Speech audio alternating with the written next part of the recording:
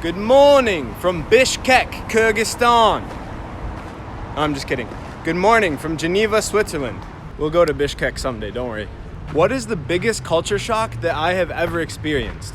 And more of your questions answered in this video.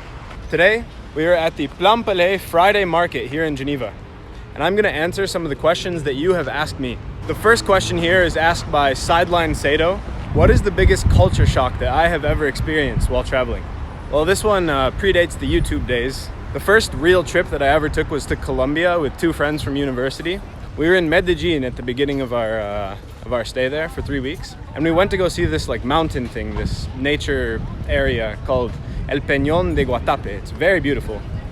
We didn't end up making it to El Peñón, to this mountain, because we get to the town right before it, we took a bus. So we get there and I asked this dude, like, is this the bus to get to El Peñón? And he's like, yeah, get on the bus. And it's like this open air bus. And basically it was not at all going to El Peñón de Guatape.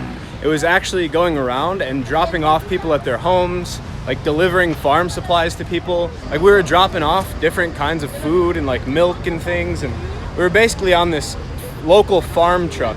And it was just bringing us around for like, we were on it for at least 3 hours.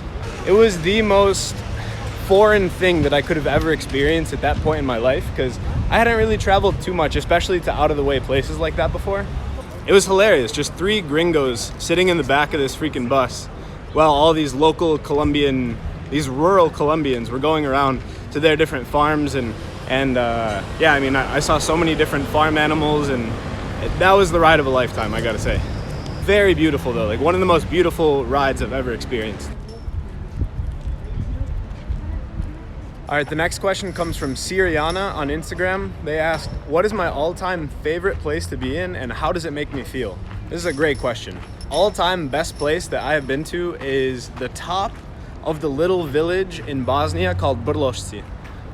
It's my friend's village in Bosnia and I've been there twice, but the second time I went there specifically, I hitchhiked with a friend, Felix, go check out those videos, from Switzerland all the way to Bosnia. We went over 1,000 kilometers in 5 days. And it was one of the most challenging and taxing things that I've ever done. And then we finally pull up to this little tiny village. And after just 5 days of complete chaos and not knowing what we're gonna eat or where we're gonna sleep and not really having money, then we get to this peaceful place, this super peaceful mountain village in the most rural part of Europe that you could ever imagine.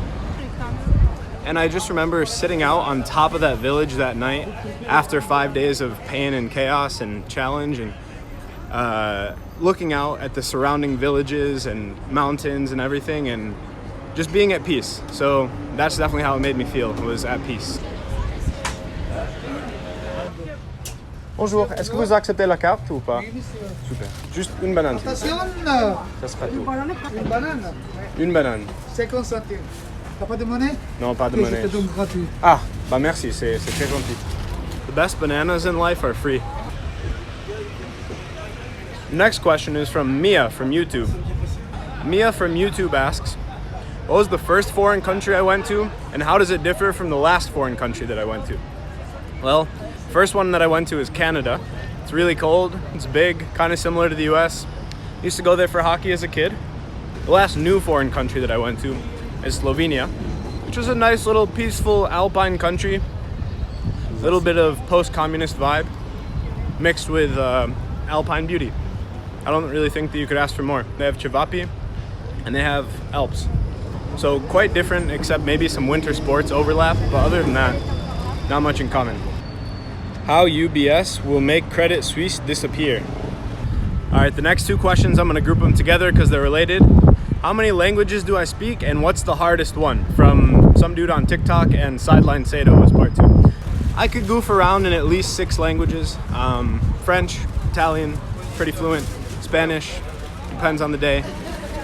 Bosnian and Arabic are definitely 2 where I can get by and I can make myself understood, but I definitely have trouble once the conversation becomes a bit more complex. I don't really understand everything. Probably Bosnian is a bit better than Arabic. And I can always goof around a little bit in other languages, like, you know, I can ask simple questions in German maybe.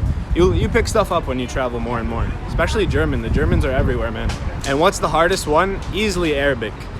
I've learned Lebanese Arabic, which is supposedly the easiest of the Arabics, but just memorizing all of the different verbs and the words, it just has nothing to do with anything that I've learned before. The structure is different, everything is different. Arabic is definitely the hardest language I've ever learned, and it's one of the hardest languages in the world. Now I need coffee. Macchiato with oat milk, goat milk. Our next question comes from Rob_1_, who asks, how many pairs of underwear do I bring with me when traveling? Listen, Rob_1_, it is very important to pack light when you travel. You want to eliminate as much unnecessary things as possible because it's going to get heavy. You don't want to have a big bag when you're traveling, especially in more remote parts of the world where people aren't as used to seeing travelers. However, that being said, the last thing that you want to skimp out on, underwear and socks, man. Say I'm going on a trip that's a week or longer, I'm bringing at least 5 pairs of underwear.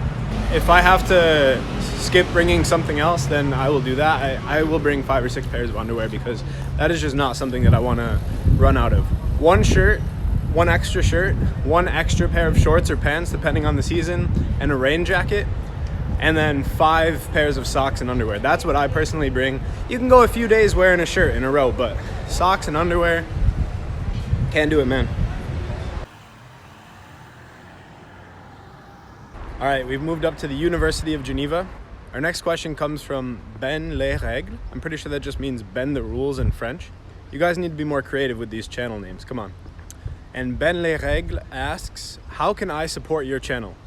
So, how can you support my channel, Ben Les Règles? Well, you can start off by subscribing if you're not subscribed, because we're still not at 1,000 subscribers. That's obviously a huge milestone in the YouTube game. And it's funny that you asked that today, because I was today actually accepted into the YouTube Partnership Program. The YouTube Partnership Program Lite, I guess. Not getting money from ad revenue yet. That's at 1,000 subscribers. But for now, I can receive super thanks on my videos. So a way that you could support my channel would be giving a super thanks. That is how you could, in theory, support my channel. But as for why you should support the channel, we have some big things coming up. Just in the next few weeks, I'm gonna be making some cool videos that will be ranging from meeting some of Italy's linguistic minorities, eating pasta from grandmas in the street, and maybe even meeting with some of the Middle East's apple farmers. So stay tuned for that. This building here behind me is the University of Geneva Physics Building, which is where a younger me was trained in the ways of quantum mechanics. That is where I first learned about the inner workings of a hydrogen atom. The next questions come from Gwen, who asks, what inspired me to become a YouTuber? And if I could sum up my travel philosophy in 1 sentence, no run-ons allowed, what would it be? So what inspired me to become a YouTuber first? Not really anything. I just thought it would be hilarious if my friend Carlo, who's Italian, ate this pizza from a vending machine pizza maker. And so we just went and made a silly video out of it, and I posted it. My friend Sal has made a few silly YouTube videos back in the day, so I think that was kind of the vibe that I was going for in that video. I didn't really have travel videos in mind at all until I went on the hitchhiking trip, which was inspired by like some of the greats of no money travel, like Simon Wilson. And then of course now people like Bald and Bankrupt have definitely influenced my channel just in terms of going to out of the way places and meeting with people who normally wouldn't be seen by people from the West. So that's kind of my goal now. And I guess that kind of brings me to your second question, which is what is my travel philosophy in 1 sentence? I would say be different. And I mean that in the way of travel in different ways, travel to places that people don't usually go. Yeah, talk to locals. These kinds of things that people don't really typically think of when they think of traveling somewhere. So yeah, be different, be creative, have fun. Have fun maybe. Be different, have fun.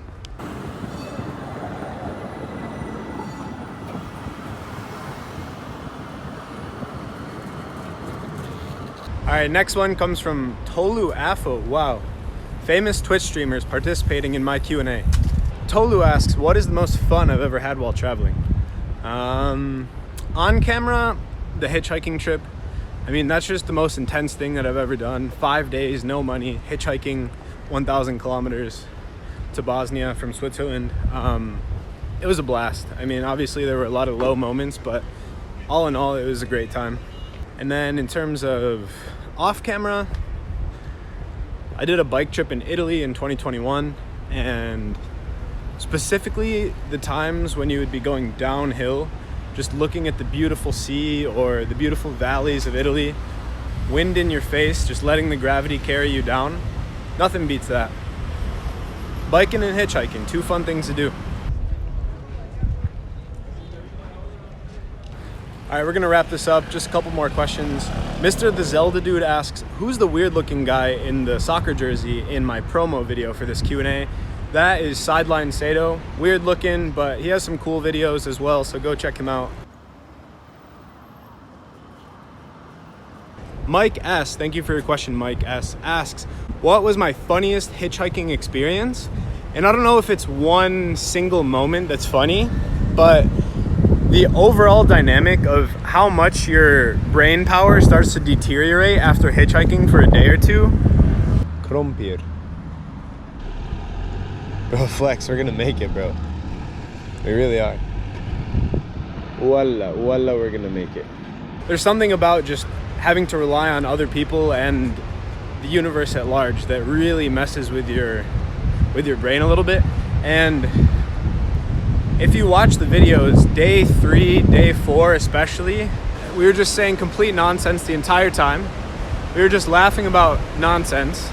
I don't know how entertaining that content was on those last couple days, but the fact that we were in such a distraught state in itself should be entertaining. So yeah, I would say the funniest part is just how low your brain power goes after a while. And now the final question. This one comes from my beautiful girlfriend who asks, what brings me the most joy while traveling? I think that's a great question. And I would say the people, unequivocally, it's the people. Whether I'm traveling with someone and I get to experience these things with other people, I think that's awesome. Or whether it's meeting the locals, because that's really what it comes down to for me. That's why I enjoy traveling, is the people that I meet while I'm there. Being able to see what a place is like through the eyes of the people who live there, I think that's really important. I don't think you understand a place until you've met and seen the perspectives of the people who are there.